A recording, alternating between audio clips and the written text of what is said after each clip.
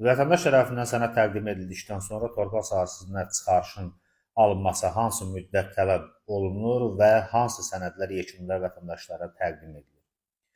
Göstərdiyim hal-hazırda olan işlər Şıxov ərazisində gördüyümüz sonuncu işlərdən biridir. İş müsbət yöndən yekunlaşdıqdan sonra Əmlak Məsələləri Dövlət Xidmət tərəfindən bildiriş daxil olur. Bildiriş daxil olduqdan sonra tərəfimizdən müvafiq dövlət rüsumları ödənilir və ödənildikdən sonra elektron texniki pasport, baxın gördüyünüz kimi Bakı İnzibati Məhkəməsinin qərarı ilə təqdim olunur elektron qaydada.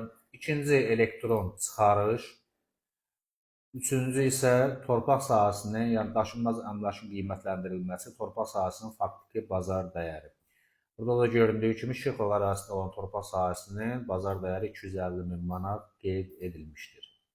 Təqdim olunan sənədlərin hazır olunması, rüsumların ödənilməsi, eləcə də digər məsələlərə praktikaya uyğun 6-8 ay, lakin bəzi hallarda isə daha uzun çəkə bilər. Bu işlərlə əlaqədar gecikmə hesab olunmur, sadəcə olaraq prosedurun gedişatı bunu tələb edir.